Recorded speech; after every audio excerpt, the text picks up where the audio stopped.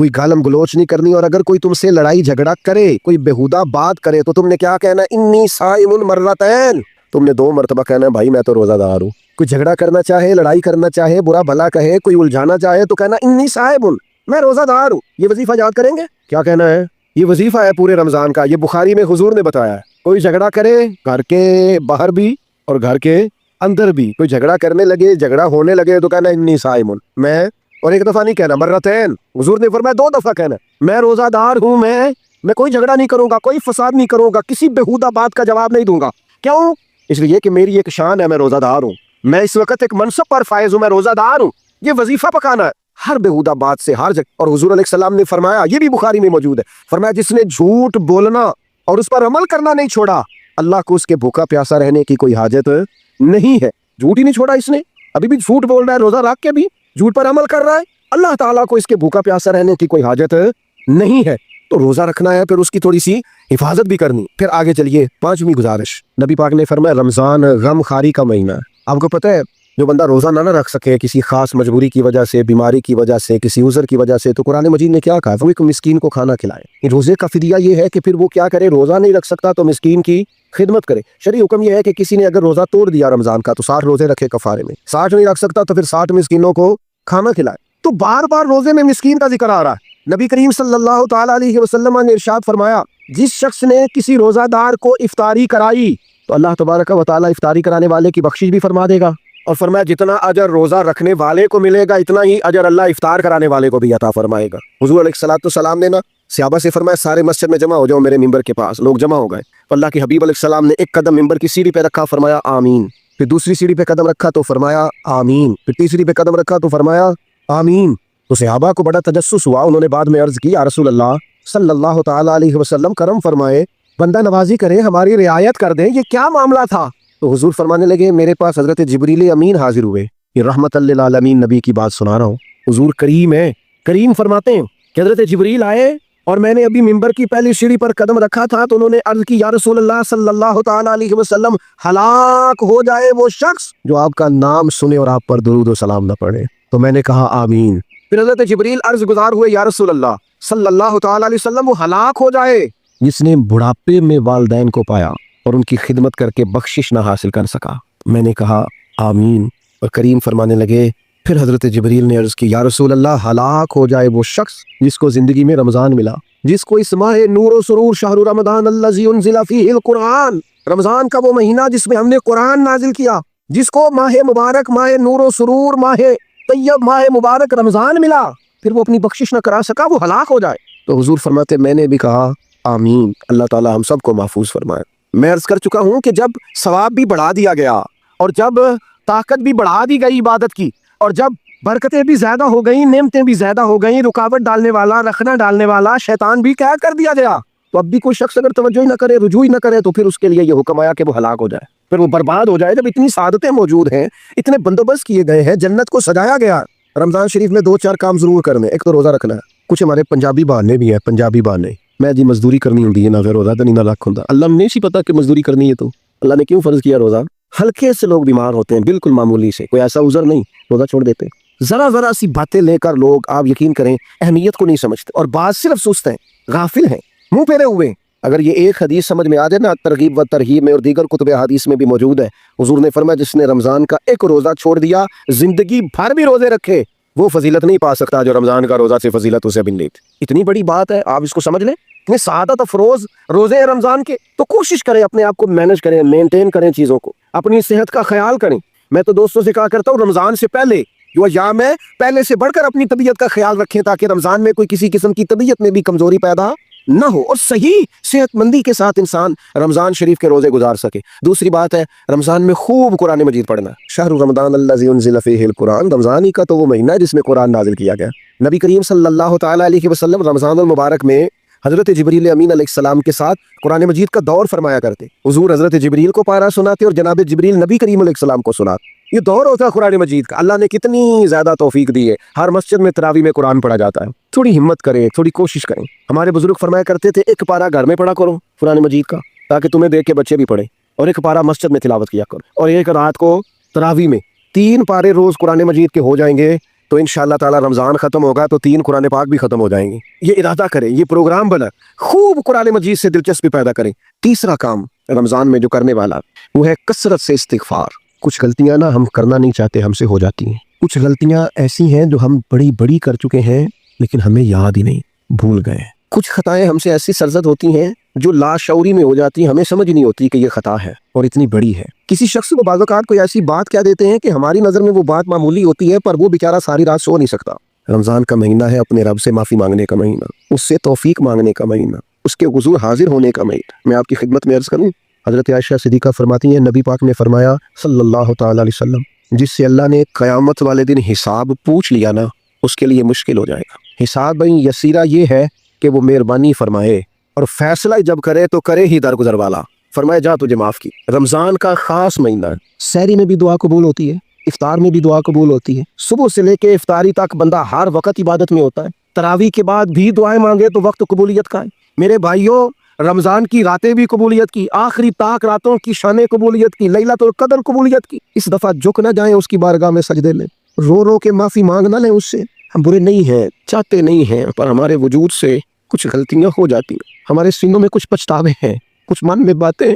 इस दफ़ा उसके हुजूर अर्ज़ ना करें कि कुछ कमियां रह गई हैं, दिल नहीं करता था ऐसा हो, पर अनजान थे, ना चाहते हुए भी कमज़ोरियां हो गई। रमज़ान आ रहा है, बड़ा गोल्डन चांस है, बड़ा खूबसूरत मौका है। भाइयों, रमज़ान की हर सहरी के बाद रब से माफ़ी मांग। आपको पता है इतनी बड़ी उम्मत मुस्लिमा, लेकिन हर गली में कमज़ोर है, हर जगह रुस्वाइयाँ हमारे साथ चिमटी हुई हैं।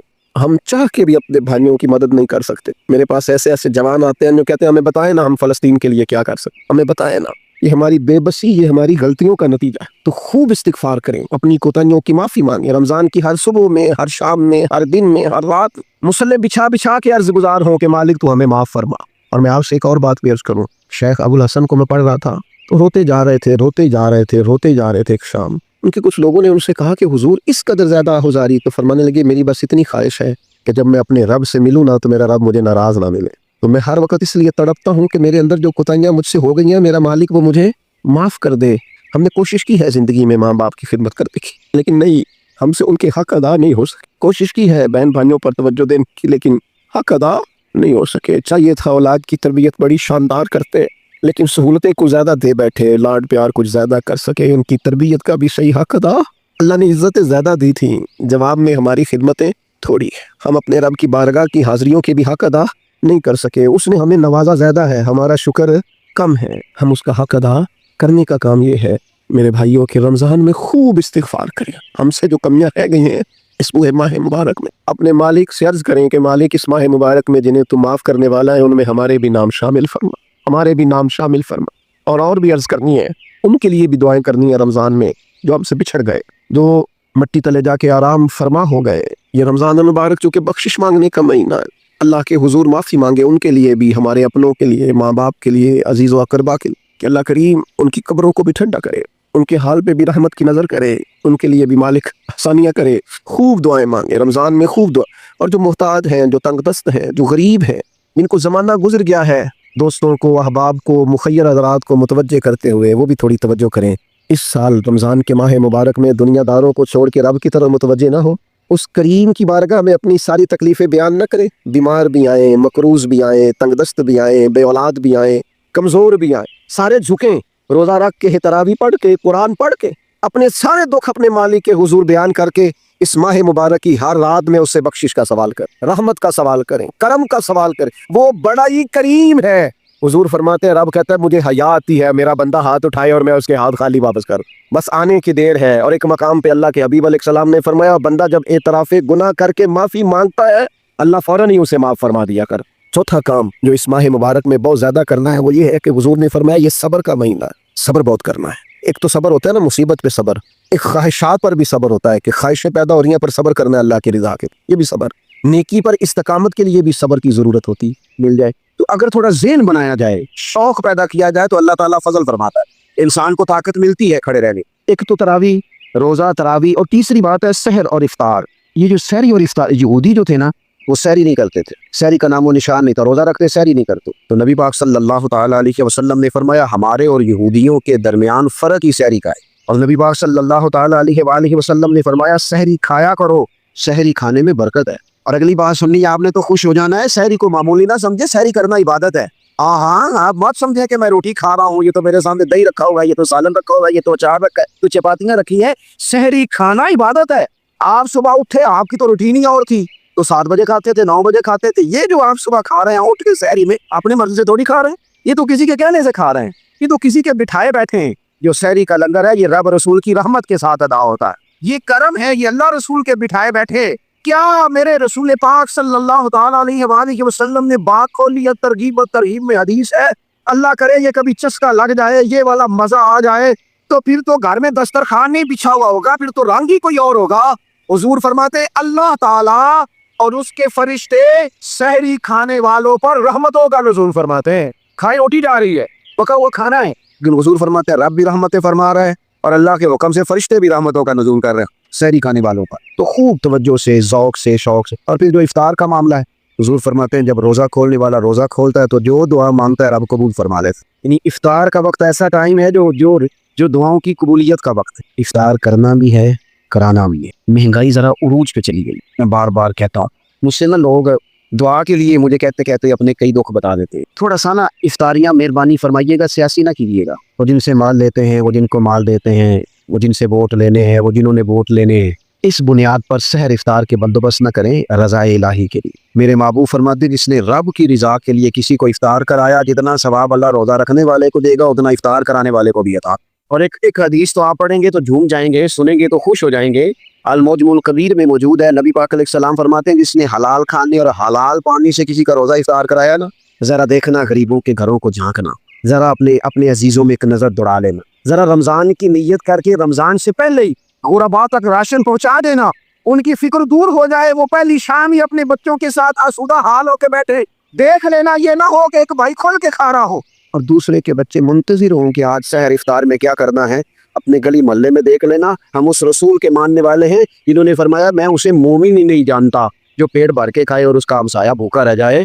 थोड़ा सा अपने इर्द गिर्द नजर डाल लेना। अल-मुजमुल कबीर में हदीस मौजूद है, अल्लाह के प्यारे रसूल सल्लल्लाहु ताला अलैहि वसल्लम ने फरमाया जिसने हलाल पानी से, हलाल रोटी से किसी का रोजा इफ्तार कराया तो फरमाया फरिश्ते उस बंदे के लिए रमजान के दिनों में, रमजान की घड़ियों में दुआ करते हैं और जनाब जिब्रील अमीन उसके लिए शब कदर की रात दुआ करते। हज़रत जिब्रील शब कदर में दुआ करेंगे खास रात, या अल्लाह इस बंदे पर फजल फरमा। इसलिए तो गरीब आदमी को इफ्तार करा, ये एक इबादत है, इस इबादत का ख्याल कर। फिर एतिकाफ आएगा, रमजान के आखिरी 10 दिनों का एतिकाफ। इस्लाम